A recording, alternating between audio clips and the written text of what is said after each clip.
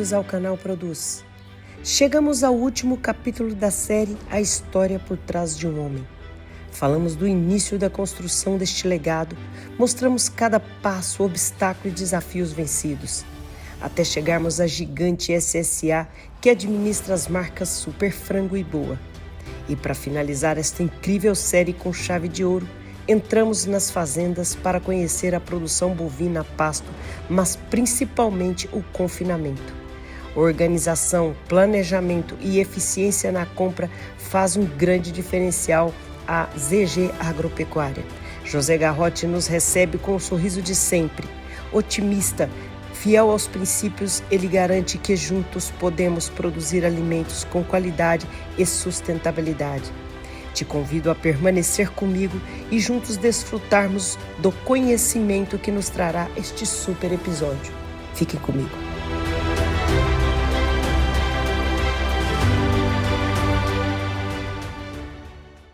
E no terceiro capítulo desse super episódio, finalizamos aqui na Fazenda Roque e na Fazenda Estaca. E agora com o produtor rural, com o confinador Zé Garrote. Mais um momento junto, hein, Zé? Coisa boa, Cláudio. Muito obrigado pela oportunidade. Que bom estar com você e com a equipe. E nós podemos bater um papo aqui sobre a nossa atividade do agronegócio. Esse motor, essa locomotiva que conduz o nosso Brasil com muito orgulho, com muita garra, com muita determinação, de um povo ordeiro, trabalhador, promissor, que alimenta esse mundão de meu Deus, né? E você tem um brilho, um sorriso de satisfação de pertencer a essa classe que é esse agronegócio brasileiro, né? Um orgulho, né? Simples. Amo o que faço. Quando você ama o que faz, tudo é bom, tudo é divertido, você não cansa, você não tem hora, você não tem dia, não tem dificuldade, né? E você vai transpondo as barreiras, e é isso. Nada mais, nada menos que o amor. No seu primeiro episódio, discutindo lá com o marketing como que a gente iria colocar a sua chamada, eu falei, olha, eu escutei algo dele, que ele tinha todo um sonho lá das farmácias, de ter uma grande distribuidora de medicamentos, mas Deus é que decidiu, então mudou tudo. Então a chamada do seu primeiro episódio foi proporcional ao que você me falou. Ele escolheu o caminho, mas Deus decidiu para onde eu deveria ir. Porque eu jamais imaginei que eu iria mexer com frango e com boi. A minha cabeça a vida inteira, desde menino, era ter farmácias, redes de drogaria, distribuidora de medicamentos. E de repente as coisas começaram a acontecer. Óbvio, eu mexi com um pouquinho de lavoura lá atrás, quando eu tinha farmácia junto, mas eu imaginava que o negócio principal seria isso, medicamento. De repente, vira para o agronegócio. Lá você sempre teve esse pensamento grande, né? Sim, o pensamento também lá era grande. Mas o que me agrada, o que me gosta, que faz bem é o seguinte, que quando você produz alimento é uma coisa sagrada. Alimento é sagrado, né? E a gente fala assim, produzir alimento com amor, você transforma o mundo. Você transforma em várias fases, de vários jeitos, né? Você está nutrindo a pessoa está pegando saúde e tal, etc.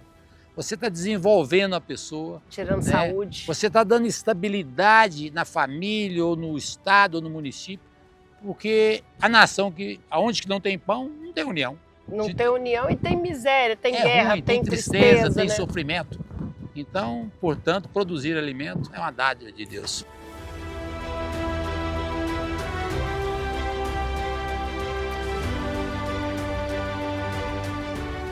Zé, nós estamos no nosso terceiro episódio. Coisa boa. Primeiro, a sua história, que foi fantástico.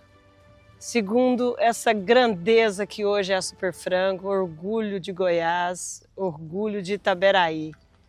E agora, falando sobre o confinamento, que inclusive, que muitos não sabem, você já começou com essa atividade antes do frango, né? 1981. Aliás, comecei junto com o frango.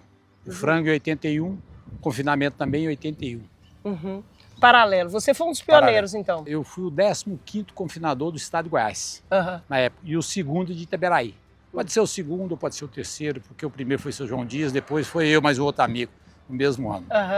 E como que é hoje trazer essas duas atividades, frango e o boi. Hoje você está concentrando praticamente o grande consumo da proteína na mesa de todos os goianos e brasileiros, né? Boi e frango. Na verdade, a escala nossa do frango ela é muito maior, mais abrangente, ela é principal, é indústria e aqui eu sou produtor. Aqui você é o produtor. Aqui eu sou o produtor. Uhum. Então, toda a vida eu gostei da área de produção, Uhum. né? Eu gosto de produzir. Eu tenho uma vertente muito forte na logística de produção. Eu gosto de me organizar a logística de produção. Então eu começo aqui em 1981, de 81 até agora, eu fiquei apenas 2 anos sem confinar. Ou seja, eu tenho 44, eu tenho 42 anos de confinamento. Olha São só! poucas pessoas no estado de Goiás que confinaram tanto tempo. Uhum. Eu sei que os Lages, mas alguns outros, talvez. O que eu sei mesmo é só os Lages. E quem compra para você? Quem compra para mim é meu querido amigo, né, irmão, chama ele de filho também, Luiz, né? A gente fala Luiz Chupeta. Uhum. Na verdade, todo mundo conhece o Luiz Chupeta, né? O Luiz Antônio Lúcio da Costa. É ele que é responsável. Ele que é responsável. Uhum. Eu começo com o confinamento, fui até mais ou menos uns 18 anos atrás, sem interromper. Meu confinamento ficou interrompido por 2 anos e daí eu convidei ele para nós fazer uma parceria. Chupeta, você tem experiência de boi? Uhum. Eu tenho essa fazenda aqui. Eu acho que essa fazenda aqui, ela combina com você, com o Marcelo, que é também da família. Eles gostam muito dela. Eles também são daqui de Itaberaí? São daqui, é primo da minha esposa. E aí eu falei, o que nós vamos fazer com essa fazenda? Vamos criar uma pecuária aqui. Você topa? Topa. Vamos fazer um projeto de vida para você e para nós. E esse negócio a gente vai construir junto. E aí então nasce. O primeiro ano eu mais Chupeta, se não me engano, 600 ou 800 bois. Uhum. E aí a gente foi crescendo devagarinho, estruturando aqui, estruturando acolá, um tijolinho cada vez, por ano. E hoje nós estamos aí. Às vezes as pessoas vão ver toda essa imagem aqui e falam, nossa, isso aqui foi de uma vez. Não foi, né? Não, você foi montando? Não, montando aos poucos. Uhum. O confinamento nessa fazenda, eu comecei ele em 2001. Uhum. Nessa fazenda, Nessa não sei se Agora, na primeira, eu comecei em 81. Então, quando eu começo aqui, eu já tinha 20 anos da outra. Eu comecei aqui com Chupeta, não estou lembrado da data certa, mas é por volta aí de 2000 e pouco, mais ou menos. E aí eu comecei o confinamento aqui e fui 1000 bois, aí foi crescendo devagar. Lá eu começo com 200, depois 400, foi indo e fiz uma estrutura lá que tem 1.700 boi, 1.800 boi. Estrutura pequena, mas eu gosto muito dela, que foi a minha primeira, então eu conservo ela lá. Na realidade, lá tem muita coisa que é primeira, que nós passamos pela granja onde era também, que está, né? E lá que nasceu a granja, lá que nasceu a SSA. Então a SSA nasce ali, entendeu? Uhum. A SSA nasce ali, que é onde começam as granjas. Comecei o confinamento lá, aí comecei as minhas primeiras lavouras de feijão também lá, e depois eu vim para cá e começamos aqui. Uhum. Aqui eu cheguei aqui também em 81, uhum. Só que a atividade mais profissionalizada, né, veio dos anos 2000 para cá. Existe projeto para ampliação disso aqui? Eu sempre penso muito na frente, né, e gosto de estudar um pouco. Quando eu comecei com esse projeto aqui, eu era 1000 e poucos bois, depois eu imaginei que 5.000 bois que era o ideal, depois eu achei que era 10.000 bois, né? Hoje nós temos um confinamento aqui para 9.700 bois dessa instalação aqui, mas a forma que a gente conduz e gira, eu toco esse confinamento mais ou menos com os mesmos conceitos e estratégia de granjas de frango. Tirei, elogiei. As dificuldades você vai consertando no meio do caminho. A época das águas você vai trabalhando, como é que eu faço para poder superar essa dificuldade, ter a mesma produtividade e vou acertando. Então hoje a gente já tem um plantel maior, melhor, e abatemos pode dizer, quase toda semana. Uhum. Todos os meses é certeza absoluta, e quase toda semana do mês. Às vezes tem mês toda semana, às vezes tem mês 3 semanas ou 2 semanas no mês. Você poder ter um abate contínuo e também um fluxo de caixa contínuo. Participar do mercado em época ruim e época boa. Você dá um equilíbrio no seu fluxo de caixa, né? Você não traz aqui para o confinamento por idade, é por peso, né? Peso. Por peso. Trago aqui por peso. Né? Aqui o peso, dependendo da época, dependendo do grão, dependendo do preço, porque boi é complexo, né? Você produzir boi, você precisa de entender muito de mercado, entender do insumo, entender do animal propriamente, da pecuária propriamente dita. Você precisa entender bem do manejo dos seus pastos, para você poder recriar, e ter sempre o animal adequado para poder se alojar. Então a gente já alojamos bois de 380 quilos a 450 quilos, isso vai variando conforme a época, o gado, entendeu? O custo do grão, também a gente trabalha no peso, né? Tem um ditado assim, você está com o insumo muito caro, boi mais leve. Bezerro caro, insumo barato, boi mais pesado. Aí você vai controlando de medida que você possa ter um mercado, uma lucratividade mais ajustada. No equilíbrio, né? No equilíbrio. Você tem toda a produção do seu trato aqui dentro? Não, nós fazemos aqui a silagem. A silagem a gente faz aqui, mas os demais ingredientes que compõem a ração eu trago de fora. Milho, né? Bagaço de cana, torta de algodão, eu tenho uns parceiros. Nós somos muito conservadores com nossos parceiros também. Isso também serve para a compra do bezerro? A compra do bezerro é mais pulverizada, mas nós temos muito parceiro que a gente compra. São fiéis. Da mesma forma, nós com ele e ele conosco. Às vezes o cara quer vender, você não está nem precisando, não está nem tendo dinheiro, mas você compra porque o cara tem que vender, quer. E outra vez também ele vem dar preferência para a gente, porque sabe que a gente é comprador. Porque existe a hora boa e a hora ruim. Com certeza. Para os dois lados, né? E o boi tem isso, né? Tem o ciclo, né? Tem durante o ano, inclusive, não é nem ciclo de anos, é dentro do ano, né? Dentro do ano você tem o período da seca e o período das águas, que você, para poder manter esse rebanho, você tem que ter uma estratégia de pasto muito boa, né? Para você poder manter isso. Você tem que ter o boi no confinamento, mas eu tenho que ter o boi chegando também. Eu não posso deixar de comprar o boi para a última hora. É claro que você compra boi e coloca no confinamento. Você compra um bezerro mais novo, com menos meses você coloca ele. Mas às vezes você compra um bezerro que você tem que ficar com ele mais tempo. Então essa logística de produção, pasto, que aí você entra o pasto alternado, você entra a recria confinada e a pasto, e só a recria confinada. A recria confinada só fica no coxo.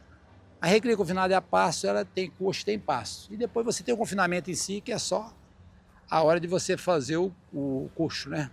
Isso aí, esse desenho tem que ser muito bem feito. E por outro lado também, é o manejo do pasto. Você tem que manter os currais limpos, né? Organizados, manter o seu pátio de compostagem sempre em ação, e esse composto pronto tem que estar no pasto o mais rápido possível. Por quê? O composto pronto no pátio, ele não vai me dar lucro, ele vai dar lucro se estiver no pasto agindo. Lá.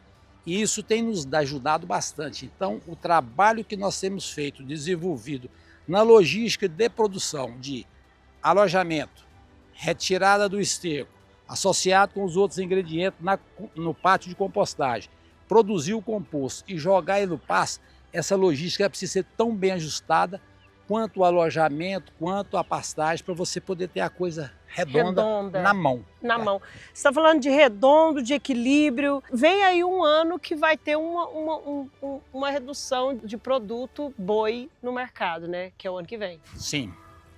Qual é a preocupação? A preocupação é o seguinte, é uma preocupação grande porque a gente entende que o Brasil já é o maior exportador, tem um grande rebanho, e os Estados Unidos hoje está com um volume de rebanho menor.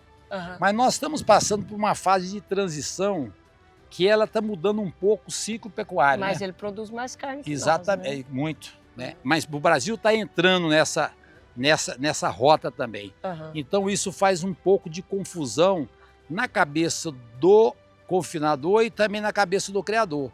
Qual é o volume de vaca hoje, de emprenhez, né?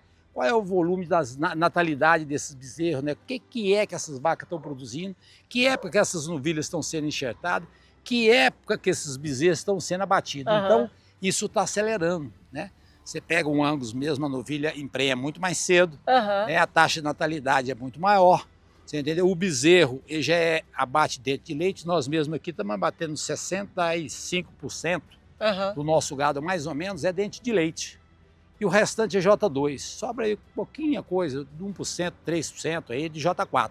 O resto são todo um gado precoce, muito especial, um gado muito bom, com um controle sanitário ímpar, você entendeu? E daí então você tem essa condição.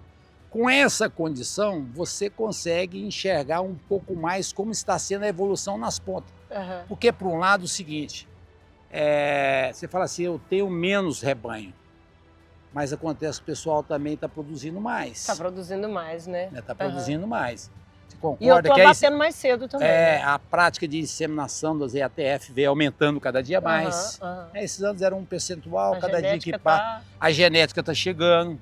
A nutrição de coxo cada dia, a nutrição de coxo cada dia mais, a nutrição de pasto também cada dia mais.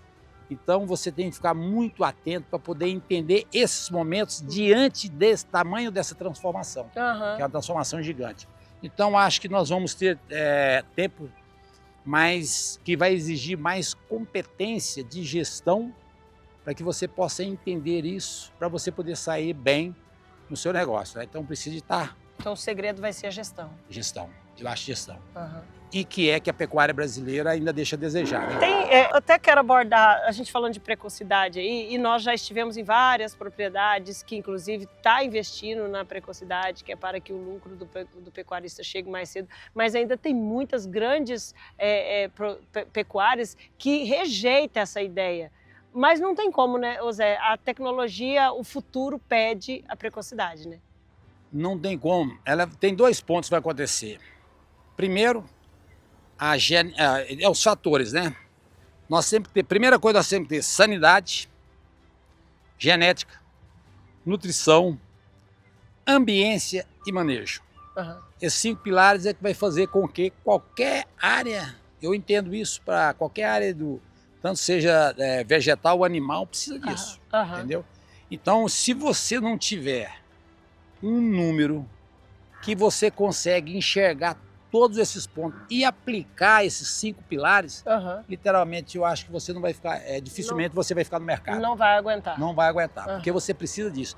E você precisa de gente para poder fazer isso, para coletar esses dados, gente para poder depurar os dados e depois para interpretar os dados e aplicar as estratégias em cima desses dados.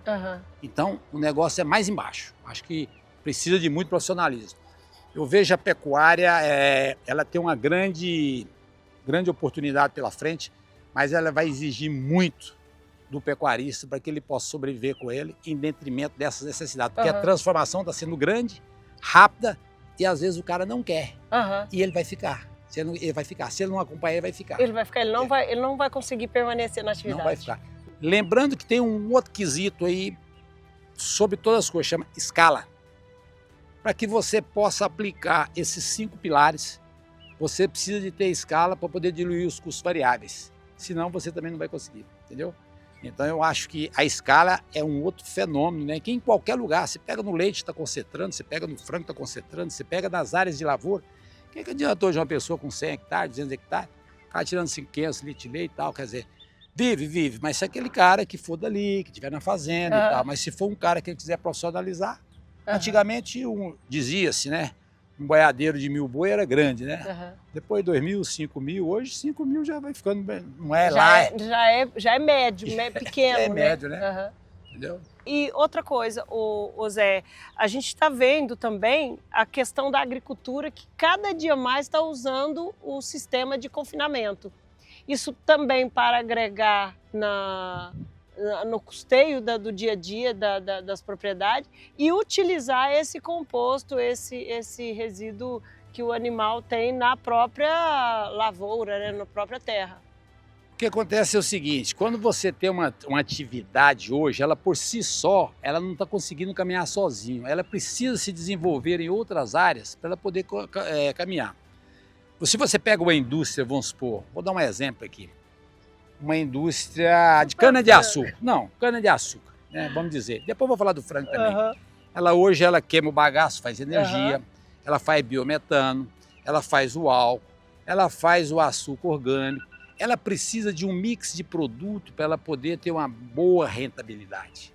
A indústria do frango também, você acabou de dizer, da mesma forma. Se eu for fazer só o frango, É difícil. O frango inteiro eu não sobrevivo.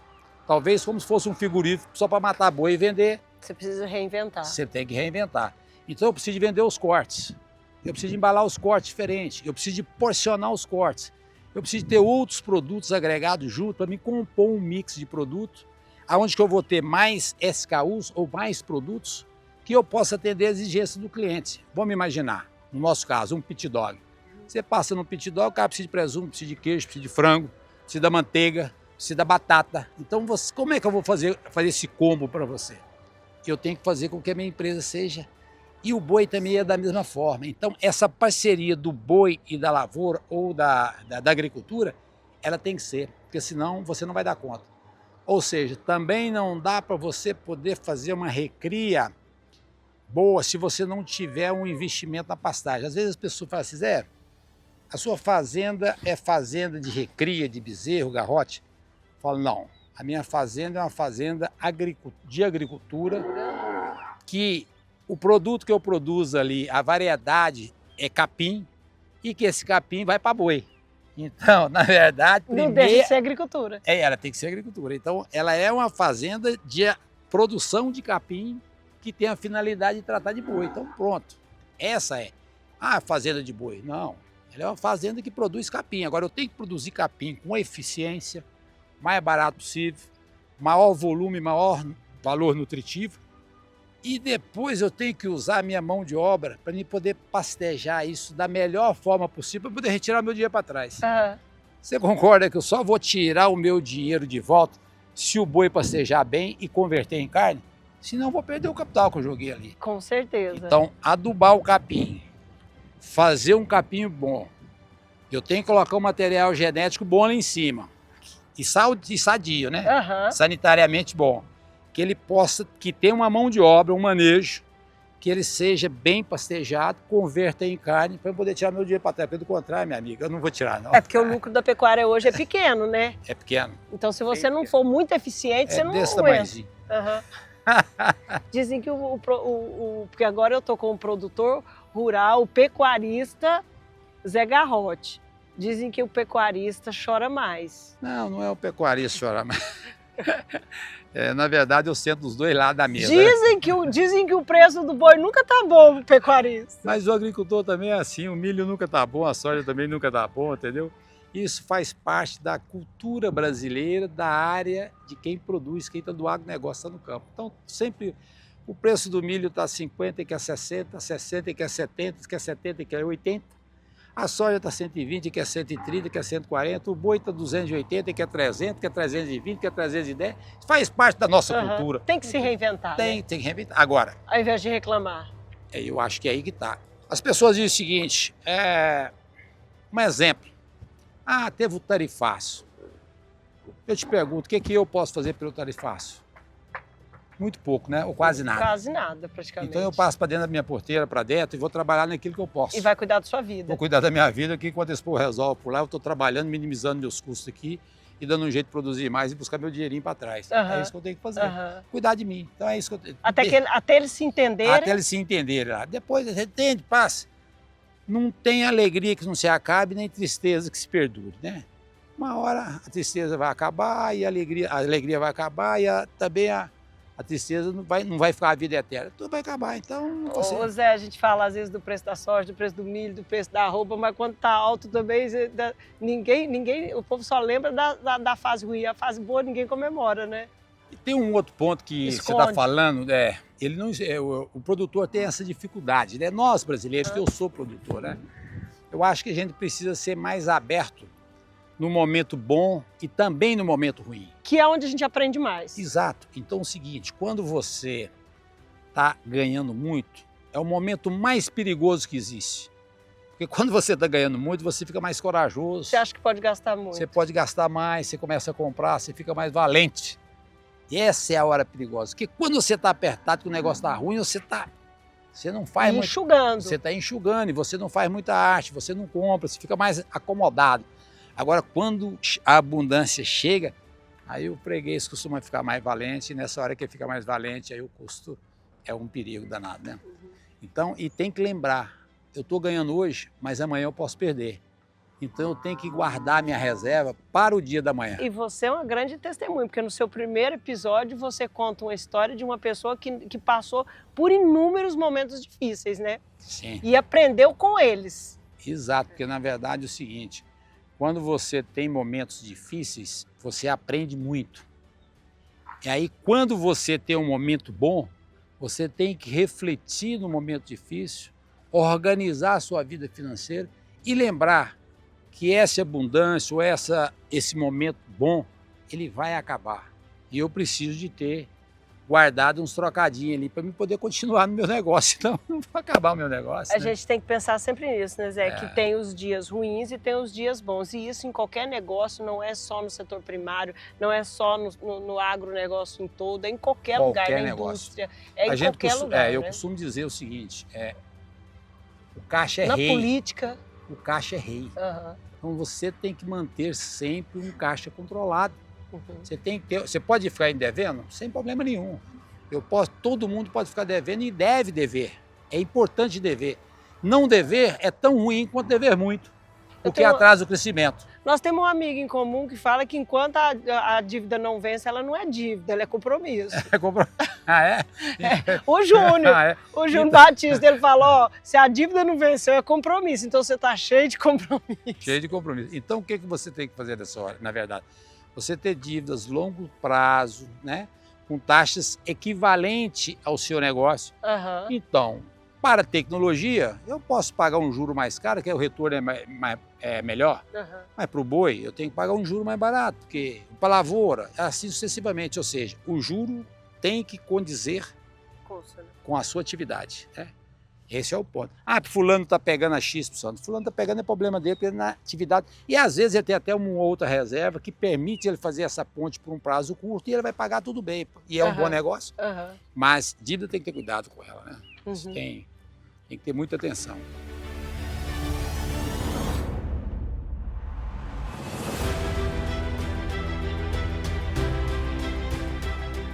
Chupeta, eu já andei nessas fazendas, estou impressionada com a organização de vocês. E aí eu perguntei lá no escritório, quem vai me falar sobre critérios de compra? É o Chupeta. Ô, Cláudia. De compra e tudo mais. Porque de tudo um pouco. Ele está na compra, mas ele cuida de tudo um pouco. Isso. Na verdade, a gente já faz um bom tempo que a gente já está no Grupo GG. Há quanto tempo? Eu já estou há 17 anos. Então já faz um tempo. Então aqui a gente é de tudo um pouco. Nós não somos específicos de cada área. Vocês são um time. Com certeza. Nós somos um time que eu estou na compra, mas eu estou aqui no curral, eu tô no confinamento, eu estou na parte... E sucessivamente os outros companheiros também, da mesma forma, nos auxiliam e a gente... Chupeta, eu percebi lá na SSA, eu percebi a união da família e dos colaboradores. E vi o quanto a empresa, apesar da gigante que ela é hoje, que ela é uma empresa de família. Aqui também é a mesma coisa, né? Cláudia, a mesma cultura, né? A cultura veio da Superfrango para cá, ou seja, então aqui, se você for pegar os colaboradores, são todos aí, vamos falar aí, sem ser alguns recentes chegados, no mínimo são 10 anos. Então, assim, realmente é uma família que a gente trabalha em conjunto. Nós viemos de 2 episódios, um contando a história de como tudo começou, né? Desde lá dos avós do Zé, passando pela conceituada Superfrango, nossa goiana, né? Indústria de frango. E agora estamos no 3º episódio. E eu quero que você me conte como que é a compra desses animais. Cláudia, o que acontece? A gente primeiro, trabalha em cima de relacionamento. Conhecer os parceiros, a gente tem que ter esse conhecimento. E como a gente já tem um longo tempo de estrada, a gente tem esse relacionamento com as pessoas. As pessoas nos oferecem, a gente procura trabalhar com gado de genética, um gado um gado que o cliente hoje olha no final, né? A carne no final, uma carne mais macia, uma carne de animais jovens. E a gente parte para essa negociação e a gente tenta adquirir esses animais jovens e já faz bastante tempo que a gente vem trabalhando nisso. Existe uma característica desses animais para quem quer vender para a ZG? Existe. Porque no mercado hoje tem animal de vários tipos, né? Tem animal comercial, tem um animal melhor, tem Angus, igual vocês estão vendo aqui. Então a gente procura trabalhar com animal com a genética melhorada. Sempre, porque a gente supre muito com nutrição.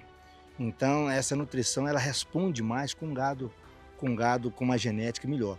E a gente procura adquirir esses animais. Chega, aparta, a gente negocia com as pessoas e a gente tenta trazer para dentro da ZG um animal com um potencial de conversão melhor. Tem uma preocupação da parte de vocês em comprar animais de fazenda que tem responsabilidade tanto social como ambiental? Totalmente. Hoje a gente tem um aplicativo que a gente chega nas propriedades, a gente olha se o CAR dele está habilitado, se está correto. Se não estiver correto, a gente nem inicia essa comercialização. A gente não inicia. Eu sempre digo assim, porque quando você consulta, sai tudo verdinho. Então, ou seja, deu verdinho, eu já posso começar essa negociação com você. Abrir o diálogo. Se tem alguma restrição ambiental, enfim, outra restrição qualquer, a gente nem entra em negociação. Assim que nós chegamos, você falou, Cláudia, eu vou às propriedades, mas você também compra de leilões. Ou Cláudia, vocês não gostam? Não, porque no leilão a gente não pode escolher aquele animal. Vem o lote fechado. Vem um lote fechado, então a gente tem que levar todo. Já comprei em leilões, mas vou te falar que a nossa compra é 99,9% nas propriedades. Uhum. Procurando assim levar aquele animal jovem e com uma genética, igual eu disse no começo, uma genética mais avançada. Onde você pode entrar no curral e fazer a escolha e tirar os animais que você não é apto para entrar nos confinamentos e isso você não abre mão. Não, a gente não abre mão.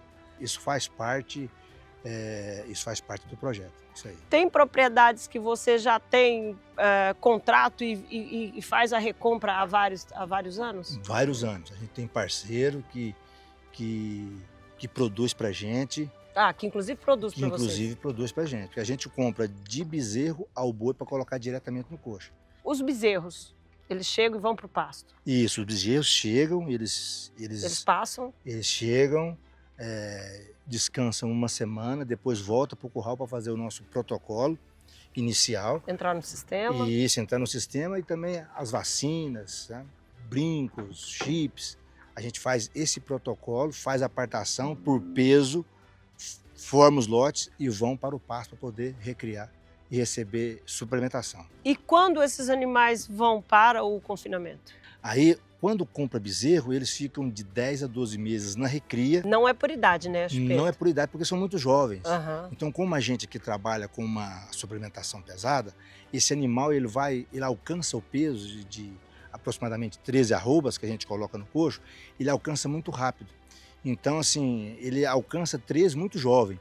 Então, ele fica 10 meses e vai para o confinamento muito jovem, dando suas 13 arrobas. Eu vi que o curral de vocês é um curral anti-estresse. Eu vejo que vocês têm muita preocupação com o bem-estar do animal. Isso aqui não é um modelo que você vê em todos os lugares, né? Falta muito ainda para a pecuária crescer, né, no Brasil. Isso, mas ela está caminhando para isso. Às vezes igual a gente anda bastante, às vezes a pessoa, ela sabe, às vezes naquele momento, ela não tem aquela condição de fazer aquela estrutura, mas ele tem vontade, ele conhece, sabe que isso é muito bom. Uhum. Então, assim, a cabeça dele já está voltada para isso. Então, eu quero acreditar que a curto prazo, as pessoas vão trabalhar em cima disso. Você acredita que o que falta, então, para o pecuarista brasileiro, principalmente, para ele estar sim mais avançado, falta mais crédito, falta mais uma situação de melhores preços? Com certeza, isso aí com certeza. Se ele fosse mais bem remunerado, ele Responde. Ele responde, com certeza, responde. Todo mundo tem, eu não vou falar todo mundo, mas quase todo mundo tem Uma a grande ciência maioria. disso. A grande maioria tem consciência dessa maneira que tem que ser tocado. Porque até como a indústria, as exigências do mercado, da indústria, está cada dia mais apertado para vocês, né? Com certeza, com certeza. E vocês apertando também quem compra, de quem vocês compram. O mercado vai nos apertando, a gente também vai apertando as pessoas, mas todo mundo é consciente disso. Todo mundo é consciente, você entendeu?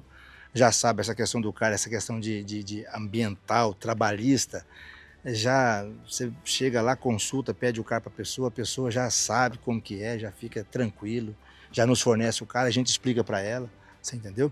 Isso já vem também do mercado nos apertando. E a gente vai conduzindo isso aí não está sendo difícil não. Você tem uma equipe que te acompanha? Eu tenho, a minha equipe é eu e Jesus Cristo. Tem alguns companheiros que a gente no meio do caminho nos ajudam. Está muito bem acompanhado. Ah, com certeza. Com certeza.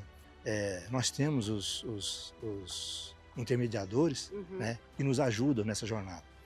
Então, assim, aí a gente dá sequência nisso aí. Que já sabe o padrão que vocês querem e quem está produzindo, você vai direto. Com certeza, com certeza. No começo até vinham mais assim, um gado de uma qualidade inferior, e aí só que hoje a gente já sabe, a gente não, as pessoas já sabem o padrão de gado que a gente trabalha, então assim, já chega direcionado.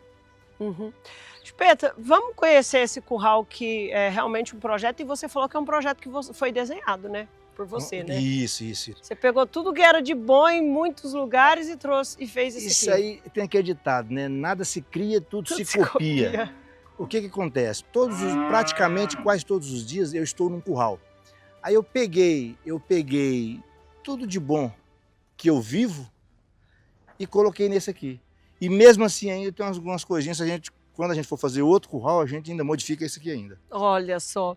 E esses animais aqui? Eles chegaram hoje? Chegaram que dia? Não, esses animais já tem aqui mais ou menos uns 4 meses que está aqui na recria. E o que eles estão fazendo no curral? Hoje estão fazendo uma apartação, fazendo sanidade novamente e uma pré-apartação para poder voltar para o pasto. Ô, Chupeta, tem um braço direito seu aqui, né?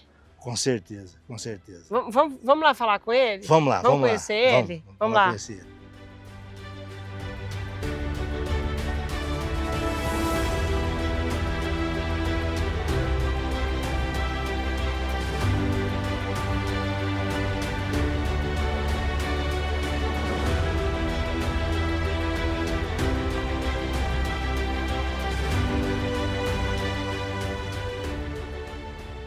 O Chupeta disse que é o braço direito dele.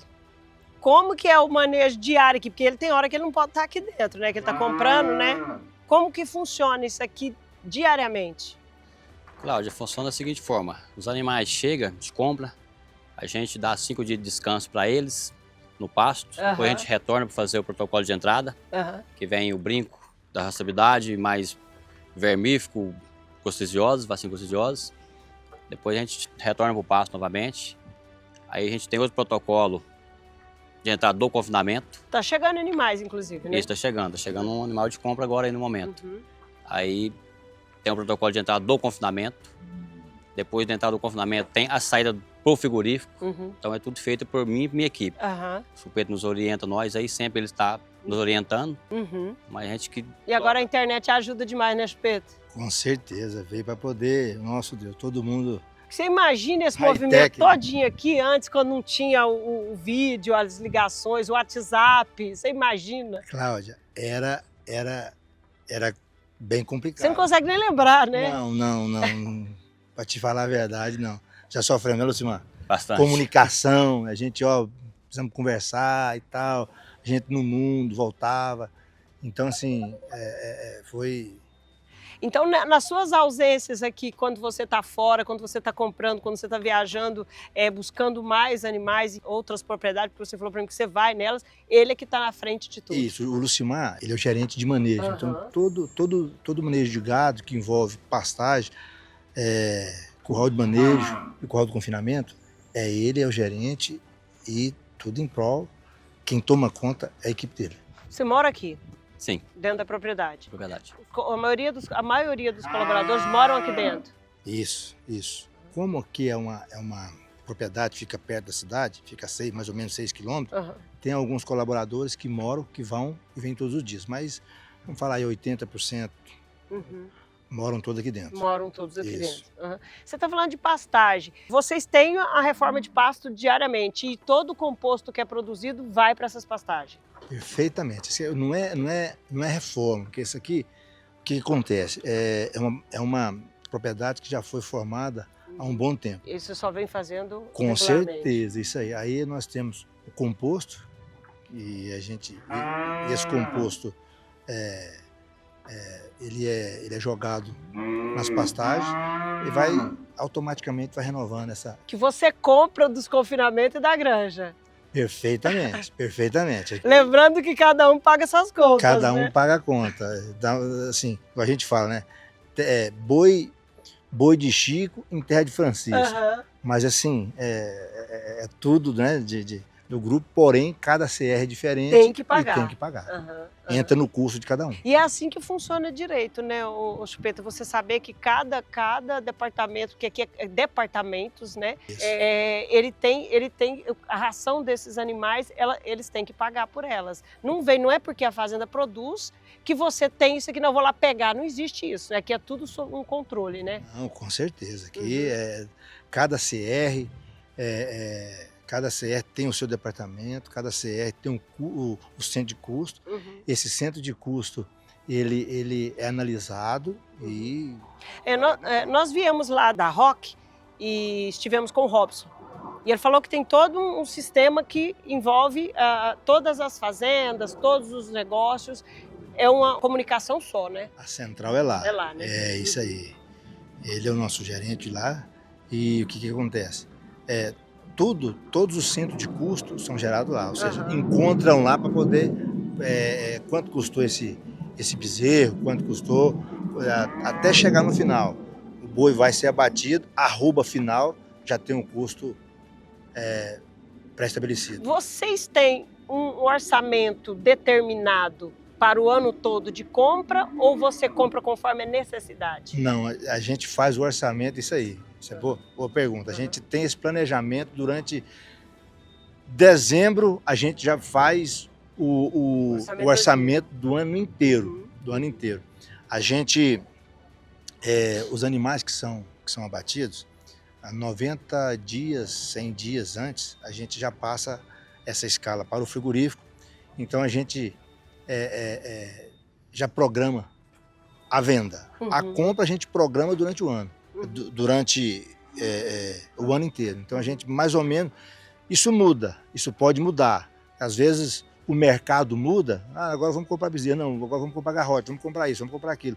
Então, se mudar o mercado, a gente automaticamente muda. Mas a programação, o planejamento é feito durante um ano alguma coisinha que vai sair, mas sempre tem esse perfil de compra e de programação para nada sair fora, né? Planejamento. A gente planeja um ano. Esse é o sucesso de vocês. Com certeza, com certeza.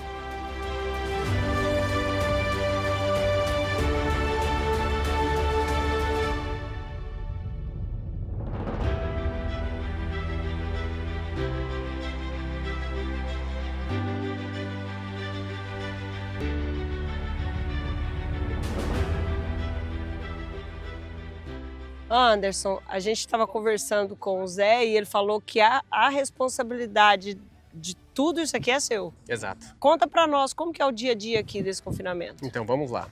Hoje a nossa planta aqui, a gente tem 59 currais. Dentre esses 59, hoje a gente está com 38 currais com bloquete e 21 com cascalho direto.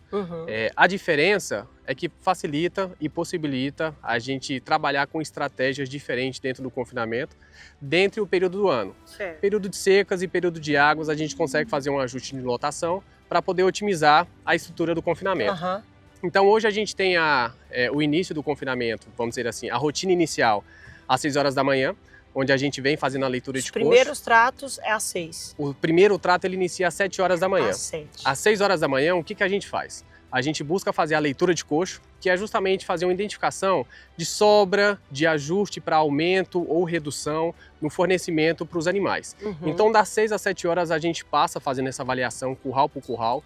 É óbvio que a gente também tem uma avaliação com uma leitura noturna do dia anterior. Então, hoje, a gente trabalha com uma planilha que ela traz uma informação de um vigilante que passa para a gente qual que foi o nível de comida, o volume de comida no coxo, às 8, meia-noite e 3 horas da manhã. E aí, incluindo a leitura das 6 horas da manhã, é onde a gente vai fazer o ajuste para definir se a gente vai aumentar ou reduzir o volume de ração para um determinado curral.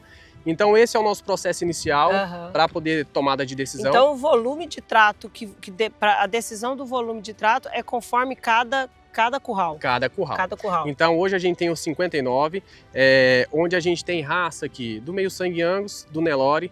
No meio sangue Angus, a gente trabalha com animais tanto macho quanto fêmea. E posterior à leitura de coxo, a gente tem um sistema de automação que a gente lança as informações, o nosso caminhão de trato, ele baixa essas informações e uma vez quando ele baixa, ele tem toda a informação de fabricação e de fornecimento para esses animais. Então, do curral A1 até o nosso curral D14, o tratador sabe qual que é a proporção de ração que ele vai fornecer. E aí, durante o dia, esse trato ele é fracionado em 4 tratos durante o dia, sendo 2 na parte da manhã e outros 2 na parte da tarde, sendo com o objetivo de fornecer 50% na parte da manhã e 50% na parte da tarde. Qual que é a proporção? Primeiro trato, 7 horas da manhã, 25%. Segundo trato, 9 horas da manhã, mais 25%. O terceiro trato, ele é às 13 horas, com 15%. E o último trato, às 15 horas, com 35%, que é o nosso volume maior. Então, considerando o nosso último volume do dia até o primeiro dia, é onde a gente vem fazendo essa leitura de coxo, trabalhando com o objetivo de não ter desperdício de ração do dia para outro, para que a gente não tenha o perigo de jogar essa ração fora. Existe diferença entre o Nelore com o Angus? Em termos de consumo, tem muito. Tem muito. O meio sangue Angus é um animal que a gente costuma brincar que é uma máquina de comer. A gente considera aí um consumo médio durante o período que esses animais ficam no confinamento em torno de 11,8, 11 quilos aí de matéria seca, enquanto o Nelore ele já tem um consumo um pouco maior, um pouco menor. 9,5 a 10 quilos aí, variando, obviamente, até mesmo com o peso de entrada desses animais que vai estar influenciando nesse consumo desses animais. Pois é, você está falando em peso de entrada. Aqui vocês não... A diferença aqui, a separação não é por idade, é por peso, né? Exatamente. Então, quando a gente faz o planejamento de entrada desses animais no confinamento, a gente estabelece qual que vai ser a lotação, certo? Vamos considerar que no período das secas a gente vai trabalhar com 167 animais. A gente tem uma diferença de peso do animal mais leve para o animal mais pesado de 30 quilos. E por que isso? Para a gente garantir que esses animais dentro do confinamento eles vão ter o desempenho mais próximo possível de um com o outro. Porque se a gente tem uma diferença de peso muito grande, e isso também em relação à altura dos animais, a gente vai ter uma competição onde um animal vai sobrepor o outro, né? Vai ter a dominância dentro do curral, e isso a gente já espera que é normal que tenha a dominância, mas a gente tenta manter que os animais tenham o peso mais próximo possível, para que, consequentemente, eles possam ter a maior uniformidade possível em relação ao seu desempenho. Ô Anderson, na época, tem os que são de cascalho, na época das chuvas, tem alguma interferência no trato, na alimentação? Legal. Aumenta a preocupação do manejo? É bacana.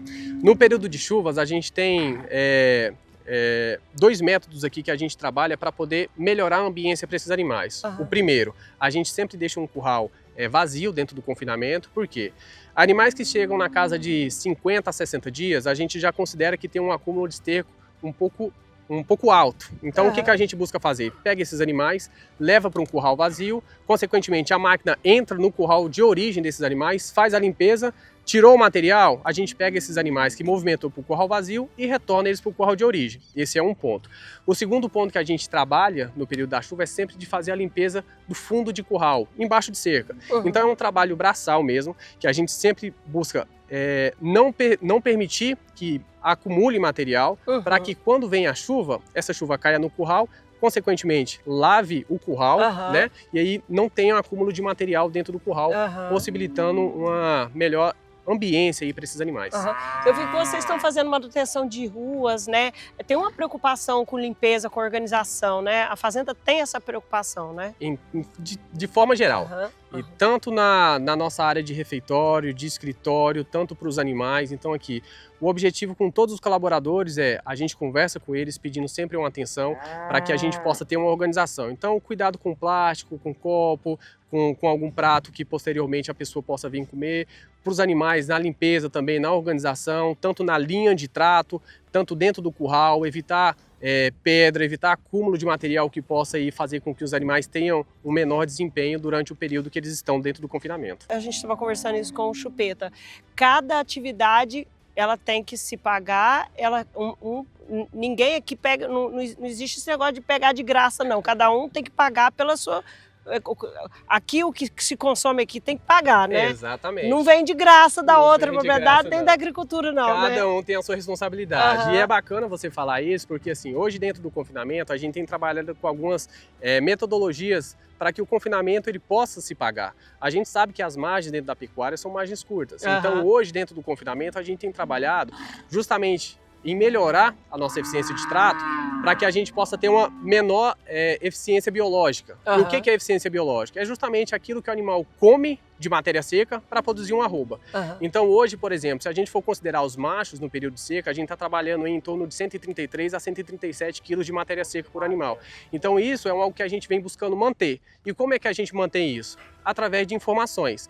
Como eu informei anteriormente, o caminhão de trato ele sabe qual que é a quantidade exata que ele vai fornecer. Então todos os dias eu tenho um relatório que ele vai trazer para mim a quantidade que foi fabricada, a quantidade que foi fornecida por curral e dentre isso eu tenho aqueles desvios que eu posso ter, tanto de fabricação quanto de fornecimento. Então se eu tive um determinado dia que eu tive um problema, meu tratador passou a mais ou a menos, no outro dia logo pela manhã eu já venho fazendo um ajuste para que os animais eles possam estar consumindo aquilo que a gente espera. Considerando que a gente tem uma curva de consumo, uma curva de desempenho desses animais, a gente sempre tende a buscar fornecimento dentro do horário, qualidade e quantidade para que esses animais possam desempenhar da melhor forma possível. E isso vinculando-se também ao bebedor, água limpa. Então todos os dias aqui a gente tem 2 colaboradores que fazem a limpeza para a gente, sempre possibilitando que esses animais possam ter água de qualidade, água limpa, para que consequentemente possam influenciar no consumo, consumindo bem, desempenhando bem. Quais são as vantagens do confinamento com o pasto, então, em relação ao pasto? A gente tem alguns fatores, né? Eu consigo enumerar alguns. Por exemplo, dentro do confinamento, eu consigo ter uma maior produção em menor tempo. O outro fator, eu consigo ter uma padronização de carcaça com esses animais dentro do confinamento. Porque considerando que eu tenho um desempenho esperado, eu consigo saber o que eu estou fornecendo e, consequentemente, prever aquilo que os animais estão consumindo. Outro fator importante é a redução do tempo de abate desses animais. Porque se eu for considerar esses animais para poder ser engordados no pasto com o confinamento, eu consigo ter uma produção mais rápida dentro do confinamento. Outro fator importante, quando a gente considera pasto e confinamento, em determinado período do ano, eu consigo adensar esses animais dentro do confinamento.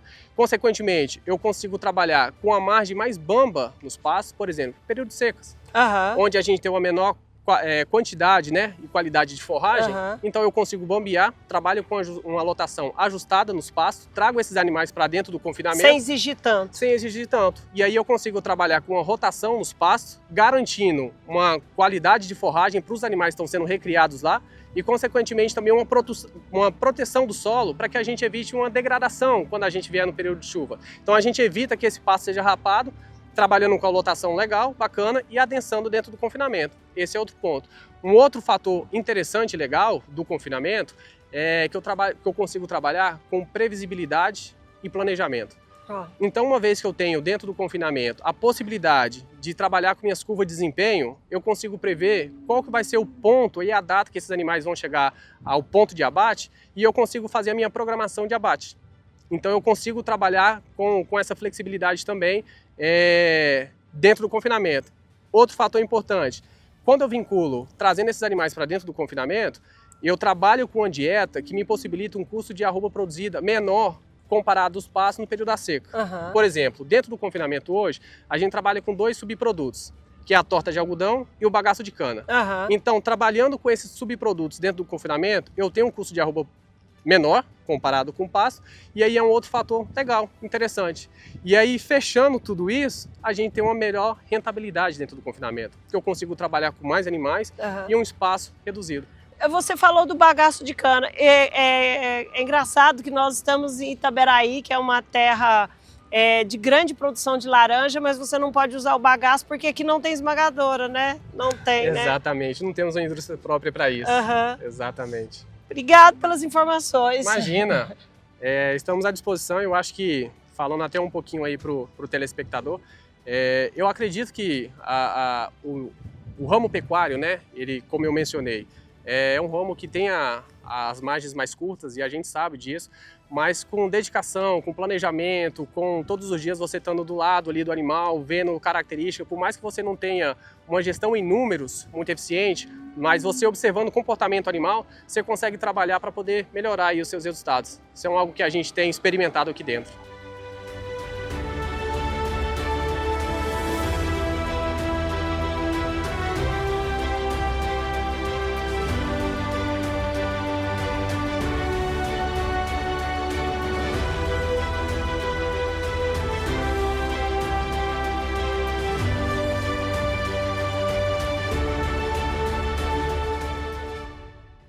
Robson, nós já demos uma volta na propriedade, né, no confinamento e quanto organização, né? E a gente já se falou um pouco, você disse que você veio lá da SSA, né? E por que qual é o seu papel aqui? O meu papel aqui no grupo, né, ZG Agro, né, que é uma das empresas do grupo familiar, né, do Zé Garrote, a parte organizar, né, gerenciar a parte administrativa da empresa, né? Então, toda a coleta de dados do campo, né, ela é centralizada aqui no escritório, então desde apontamento de máquina, né, apontamento de adubos, alimentação, estoque de animais, né, estoque de insumos, né, a gente centraliza essas informações aqui, movimento de nota, entrada, saída de nota, né, e em cima disso essas informações sobem com o BI, né, que a gente tem, e isso é levado à diretoria para tomada de decisão. Aí a gente monta aqui os fluxos de caixa, né, DRE e tudo mais aí para auxiliar nessa tomada de decisão do grupo. Mas o dia a dia aqui é você e sua equipe que administra. Aqui da ROC, né? Aqui da ZG Agro. A gente tem, as propriedades são a ROC, né? A Estacas, a Garrote, né? Fazenda Garrote e a Fazenda Jabuti, que foi recentemente adquirida aí meados do mês 7 ali desse ano. E todas é da ZG Agro? Todas é da ZG Agro. Aí além dessas fazendas que a atividade principal é voltada para a pecuária e tem parte de lavoura na Jabuti, a gente também tem a parte de aviários, que são várias outras fazendas que a gente tem.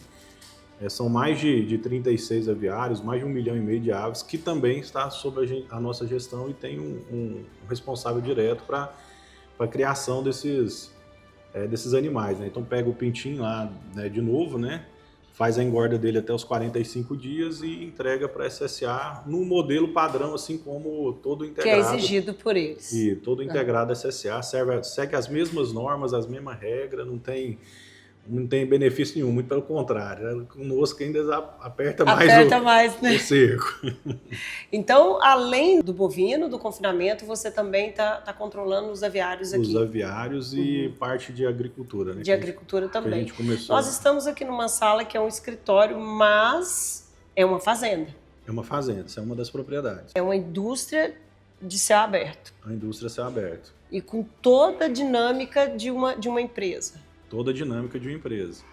Eu contei um pouquinho para você, né? A gente tem uma expertise da SSA, né? Tem mais de... Eu vou fazer 24 anos que eu estou no grupo, mais de 20 anos de SSA e tem uns 2 anos que a gente veio para cá para tentar trazer o perfil que o Zé gosta, né? Também para as empresas familiares do grupo. Apesar dos cargos, o Zé Garrote, ele gosta que as pessoas tenham todas a mesma linguagem do início, né? Exatamente. Como tudo começou, né? Exatamente. Aqui a gente até brinca, né? O pessoal que é muito unido, essa questão de cargo é por uma questão burocrática mesmo, que você precisa ter, né? Em toda a estrutura empresarial. Mas ele faz questão de sempre estar chamando toda a equipe, envolvendo todo mundo. Quando ele vai falar alguma coisa, ele até brinca, ele gosta de andar de banda, eu gosto de sala cheia para todo mundo entender, né? Se alinhar e não ter aquele também desvio às vezes, de entendimento na hora de repassar uma mensagem, né, e tudo mais. Então, esse eu acho que é um ponto muito positivo dele, até para dar segurança para o time, né? E liberdade também para o pessoal estar trabalhando. E como que é o dia a dia aqui de vocês? Como que funciona? Porque aqui tem diversos setores, né? Nós já vimos máquinas, tem um confinamento, tem um hangar, enfim. Como que é o dia a dia aqui? Como que é?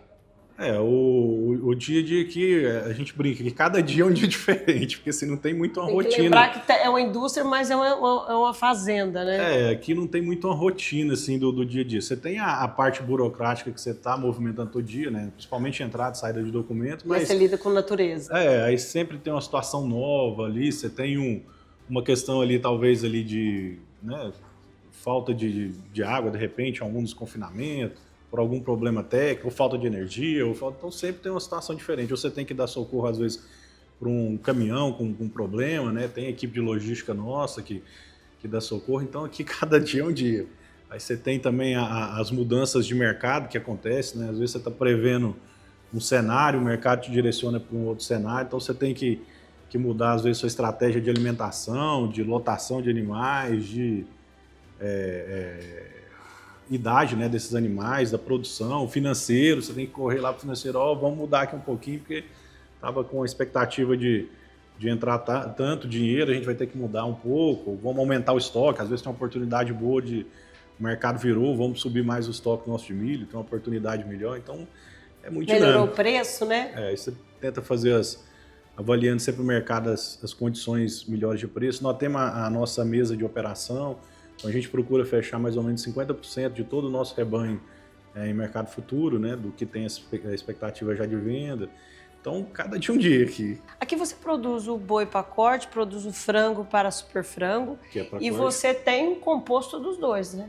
Tem composto dos dois. Dos dois, né? Então, todo o resíduo que vem das atividades do frango, né, da SSA, todo o resíduo também gerado pelas atividades da pecuária, né? A gente tem uma central de adubo orgânico, a gente produz esse adubo orgânico lá e é usado 100% nas pastagens nossas. Tanto é que a fazenda que você vai conhecer lá, Estacas, né? 100% da área de pastagem dela não tem nada químico, né? Então, a gente vem trabalhando para evitar o uso de químico, principalmente nas pastagens aí. Então, acaba que a atividade fica autossuficiente e a parte econômica também agradece. Então vocês não vendem esse fertilizante? A gente vende também Porque é muita, a produção é muita, né? A gente tem um excesso, né, dessa produção desse fertilizante, parte dele é comercializado para alguns parceiros, por exemplo, o próprio pessoal da Jales Machado, que direciona esse adubo orgânico, eles têm um trabalho bacana lá na produção de açúcar orgânico que manda para exportação. Então a gente fornece esse adubo orgânico para eles, para a produção desse produto para exportação. Ótimo. E você está falando, qual o número de aves que vocês têm aqui nessa propriedade? Aqui no grupo, né? Nesse grupo da ZG, ela é em torno de 1.600.000 aves que está sobre a nossa administração. No grupo familiar, que envolve as outras empresas, né, da família, né? A gente tem a GC Agro, né? A gente tem a Fazenda Canaã. São mais de 4 milhões de aves que o grupo familiar administra. Qual a idade que elas saem para o abate? A gente pega as aves, né, os pintinhos com um ano ali de vida, né? Com um dia de vida, né? E com 45 dias eles estão prontos para ser enviado para a SSA, né, para o abate. E essa ração ela é feita na fábrica da SSA também, né? Isso. Que tem um rigor tremendo também, né? Todo o rigor de qualidade, né? De restrição de acesso, né, e tudo mais que é exigido para ter os padrões de habilitação para exportação. Assim como você vai ver também aqui na parte de pecuária, vocês vão conhecer também estrutura de fábrica, estrutura de confinamento, a qualidade dos animais, produção da alimentação dos animais, também tem uma exigência que é feita pelos frigoríficos que destinam 100% da nossa produção para exportação. 100% do nosso gado aqui vai para exportação.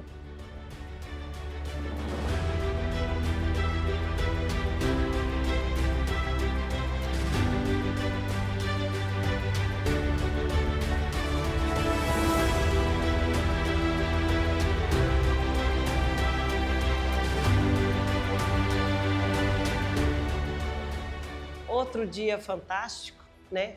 Aqui com você, com seus colaboradores, conhecendo a atividade rural, a atividade bovina, né? E como isso funciona. E agradecer essa oportunidade que você nos deu de uma agenda tão apertada e de 2 dias com você. É muita coisa.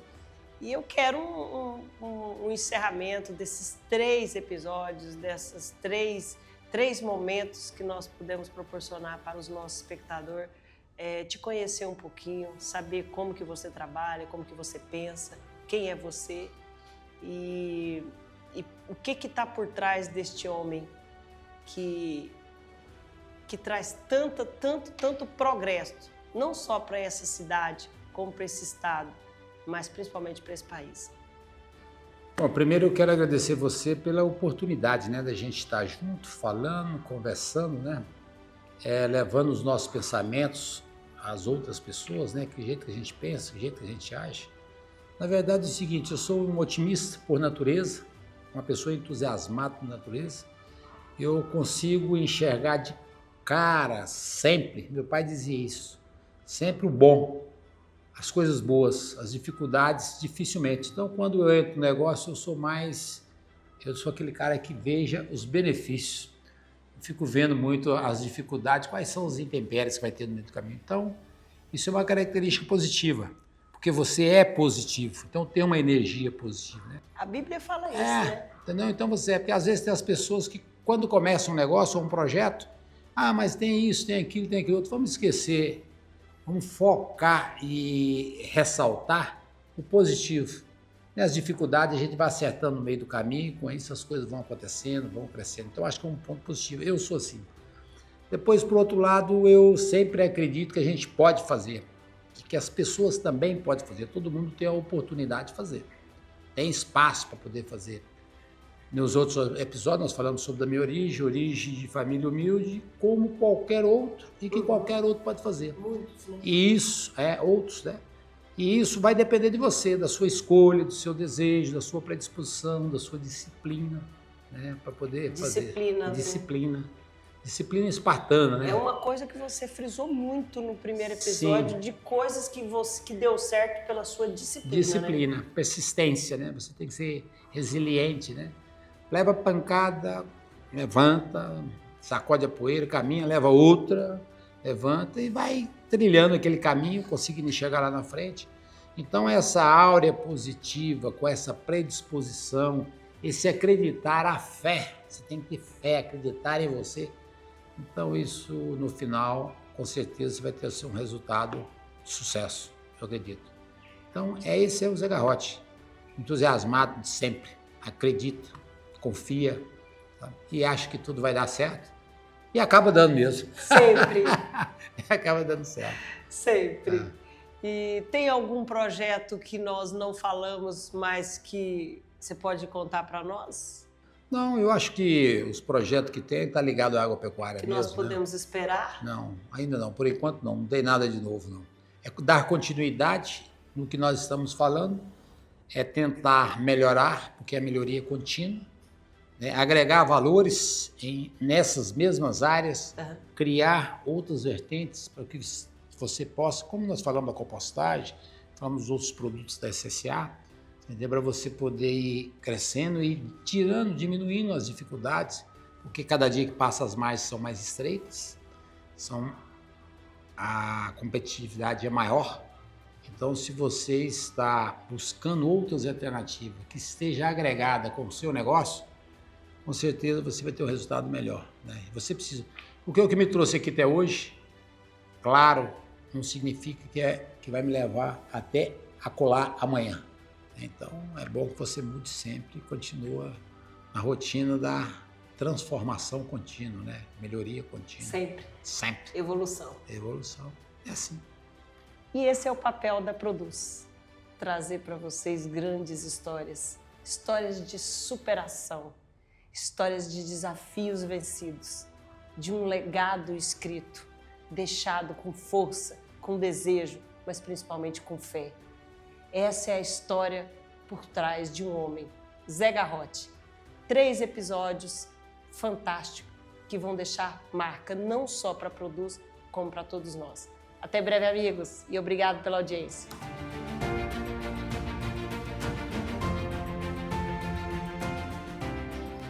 E assim chegamos ao final desta incrível série de 3 capítulos. Tantos conhecimentos, informações valiosas, ética, profissionalismo, visão, comprometimento com a excelência. Assim define José Garrote, o empresário e produtor que construiu sua história alicerçado nos pilares Deus, família e trabalho. Cada detalhe nas propriedades traz o capricho, a organização de quem sabe quanto custou chegar até aqui. Zé não esconde o carinho que tem com cada colaborador e eles devolvem com um trabalho impecável, desde a compra dos animais até a organização e composição dos currais. Agradecemos a Deus por mais esta oportunidade e consagramos tudo o que fazemos ao Senhor. Agradecemos aos colaboradores por nos dedicar tempo e tantas informações. Agradecemos a você, José Garrote, por nos confiar não só o seu legado, mas também conhecer a história por trás de um homem. Agradecemos a vocês pela audiência e eu te aguardo no próximo episódio. Até lá!